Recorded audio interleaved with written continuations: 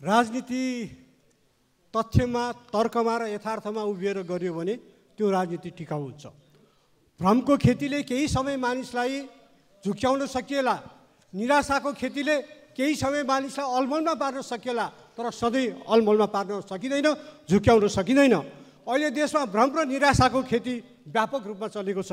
त्यसको लागि कतिपय सञ्चार माध्यममा घुसपैठ गर्ने र खास गरेर डिजिटल सञ्चार माध्यमहरू, फेसबुक जस्ता माध्यमलाई उपयोग गर्ने चलन पनि चलेको छ। म केही तथ्याङ्कहरू राख्न चाहन्छु। केही महिना अगाडि शेयर कास्ट इनिसिएटिभ नेपाल भन्ने एउटा संस्थाले नेपालका 52 जिल्लाका 196वटा गाउँ, नगरपालिका र महानगरपालिकाका 3000 मानिससँग कुरा गरेर एउटा सर्वेक्षण तयार पारेको थियो। सो सर्वेक्षणमा जीवन स्तर, राज्यको सेवा प्रवाह, भ्रष्टाचार र राजनीति लगायत विषयमा नेपालीहरूले आफ्ना विचारहरू व्यक्त गरेका थिए। सर्वेक्षणमा कुराकानी गर्ने 57% मानिसहरूले पछिल्लो 5 वर्षमा आफ्नो जीवन स्तर धेरै वा केही सुधार भएको बताएका छन् भने 27%ले उस्तै छ र 15%ले खस्किएको बताएका छन्। अर्थात् देशको बहुसङ्ख्यक जनताले आफ्नो जीवनमा परिवर्तन आएको, आफ्नो जीवनको आर्थिक स्तर सुध्रेको, आफू अगाडि बढेको कुरालाई चाहिँ आम रूपमा भनेका छन्। संसारमा सर्वे यसै गरी नै गरिन्छ। त्यसै गरी सभामुख महोदय, सर्वेक्षणमा कुराकानी गर्ने मुलुकको अवस्था कस्तो छ भन्ने अर्को प्रश्नमा 50% भन्दा धेरैले अलि राम्रो र धेरै राम्रो भनेका छन्। 24%ले उस्तै छ भनेका छन् भने बिग्रिएको छ भन्नेहरू 24% छन्। के देखाउँछ यसले? यो तथ्याङ्क हो, देशव्यापी रूपमा गरिएको सर्वेक्षणको परिणाम हो।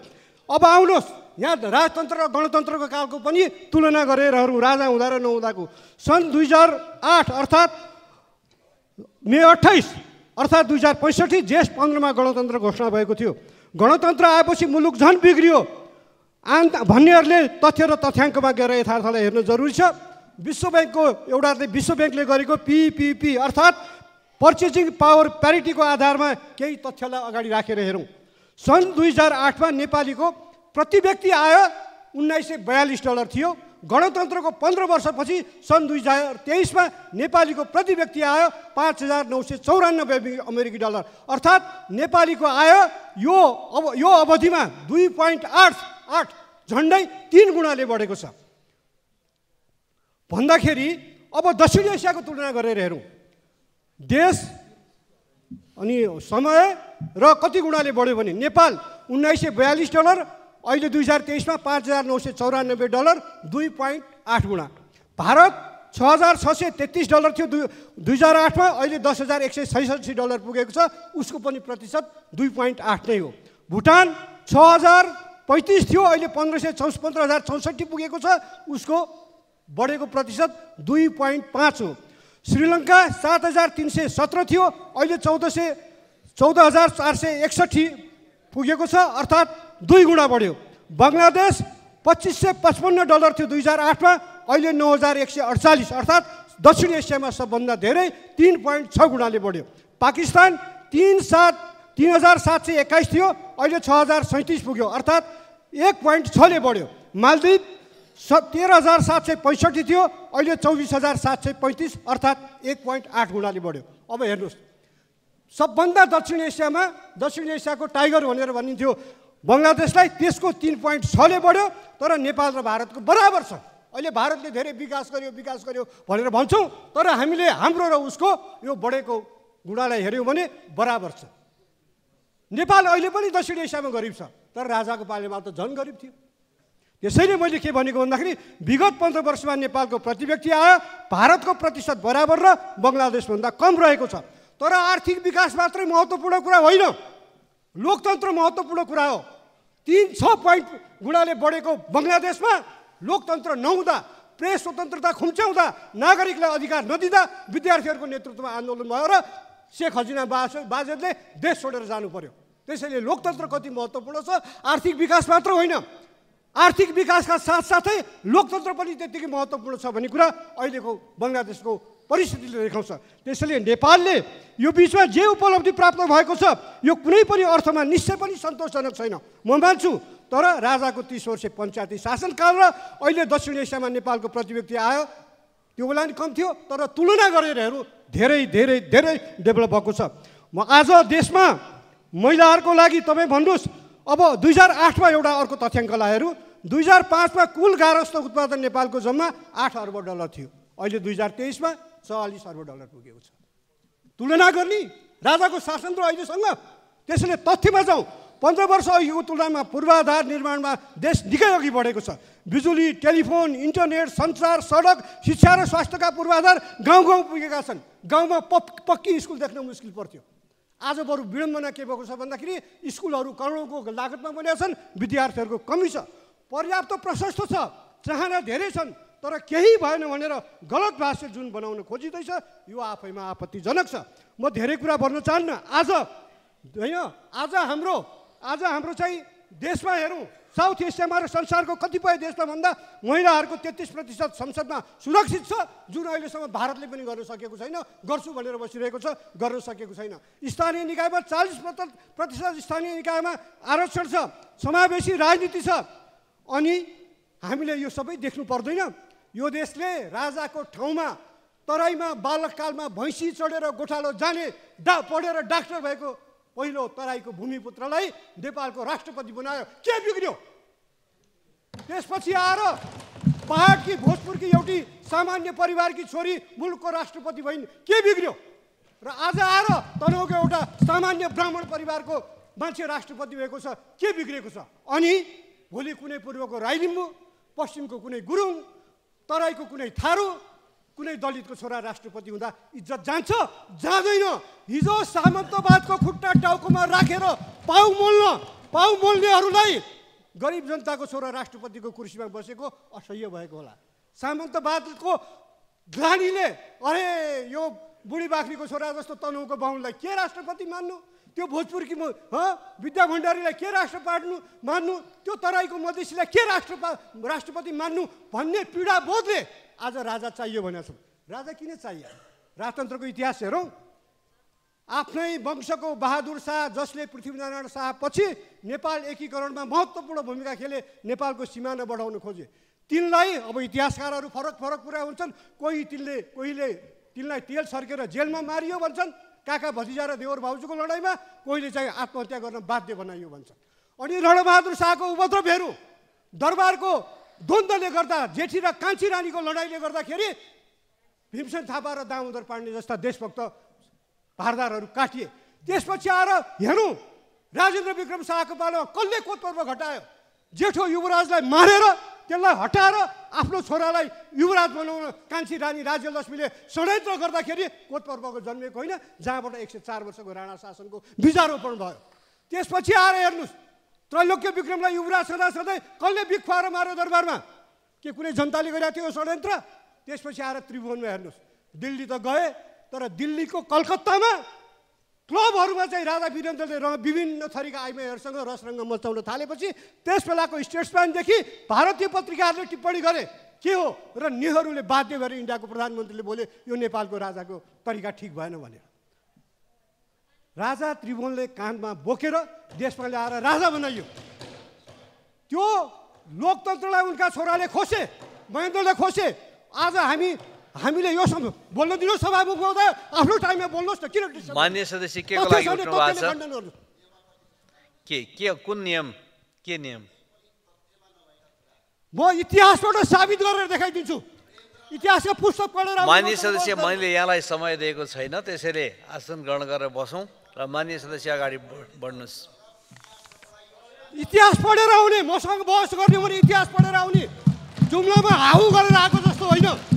इतिहास पढेर आऊ, बहस गर्ने भने आउनुहोस् न पढेर। मान्य सदस्य आसन ग्रहण गरौँ र मान्य सदस्यलाई बोल्न दिनुहोस्।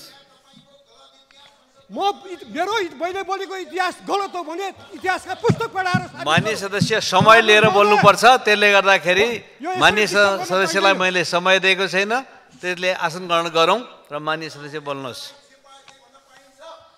के भन्नु पाइन्छ मलाई थाहा छ। मान्य सदस्यहरू, यहाँ मैले बोल्न पाऊँ सभामुख महोदय। मेरो गएको समयको हिसाब होस्, यो डिस्टर्ब भएको समयको, यो मेरो समयको डिस्टर्ब। मान्य सदस्य आसन ग्रहण गरेर बसौँ।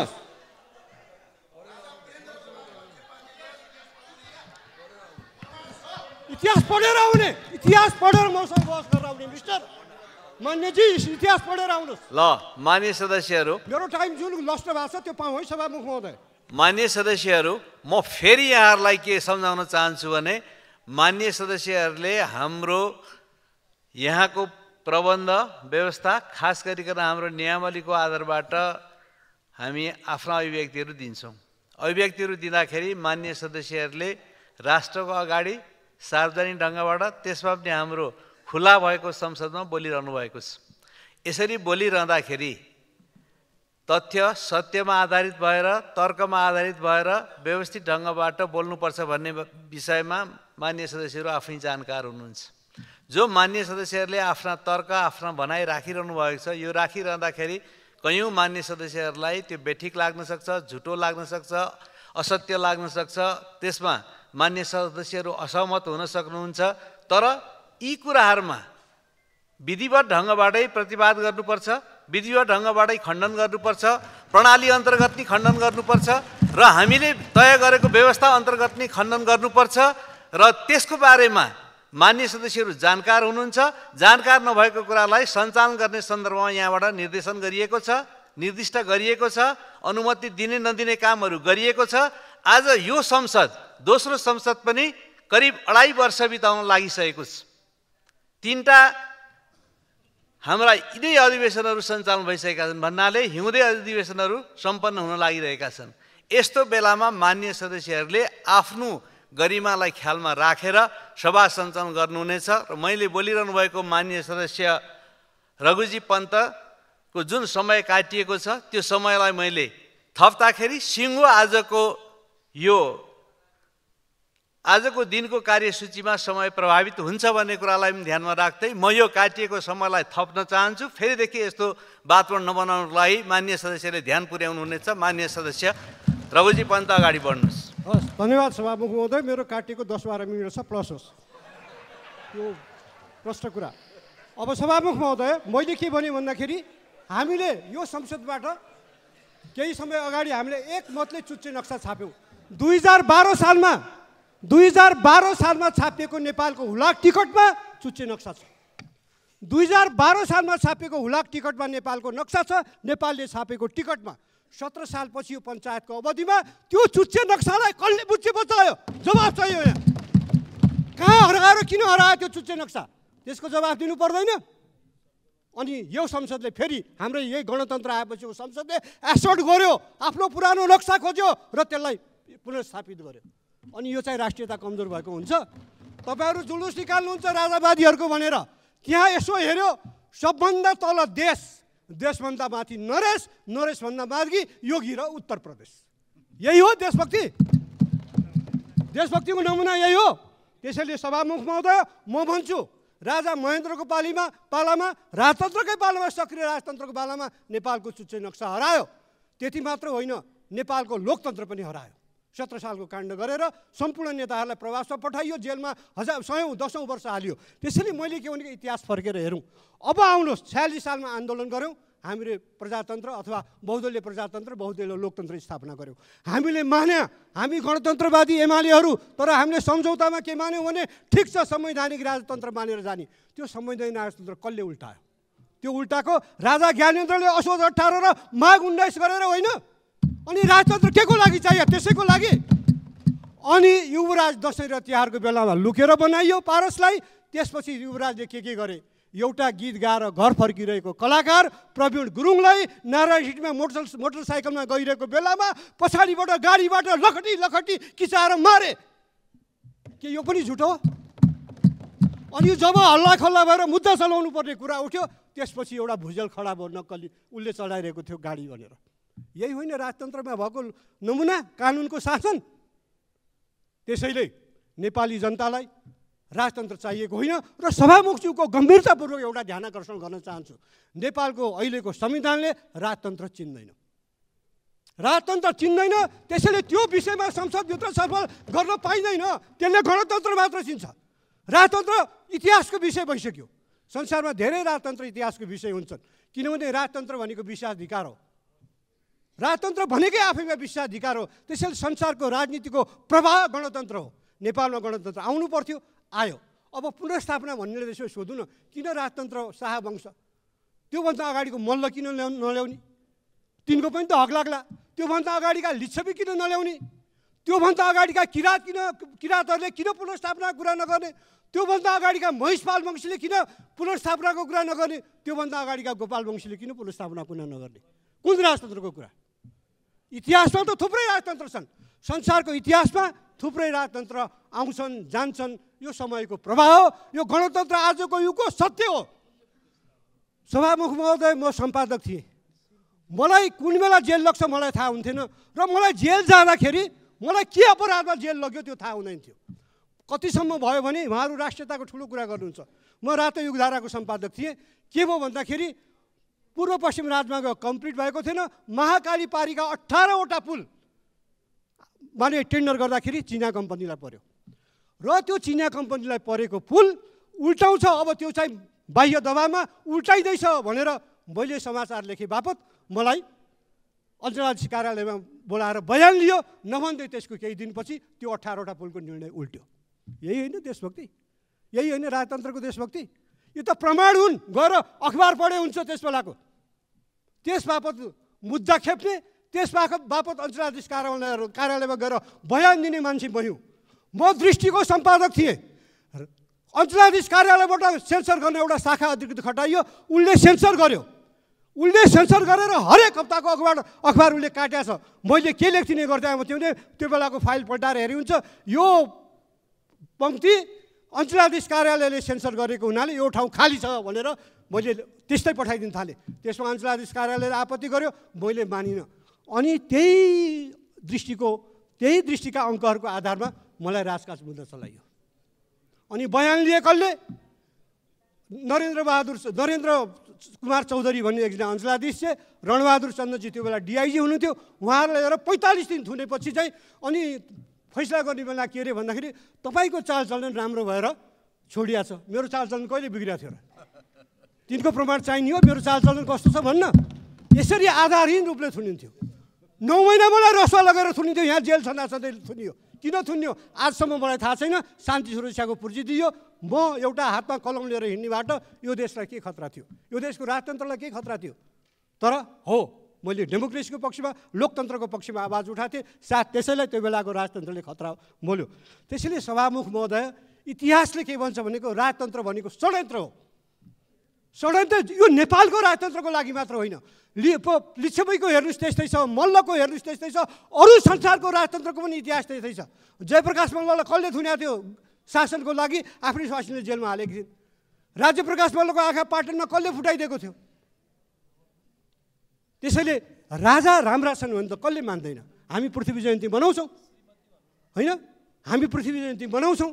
हामी बहादुर शाहलाई कदर गर्छौँ। वीरेन्द्रको पनि हामीले त्यति धेरै विरोध गरेनौँ के उनको पालामा कमसेकम सम्झौतामा प्रजातन्त्र दिए भनेर। त्यसैले हामी बहुदलवादीहरू विवेकी हुन्छौँ। हामीहरू लोकतन्त्रलाई विश्वास गर्छौँ। हामीहरू जनताको भावनालाई विश्वास गर्छौँ। र यहाँ मान्यजीहरूलाई नि म के भन्छु भने तपाईँहरू प्रश्न उठाउँदा बुझेर उठाउनुहोस्।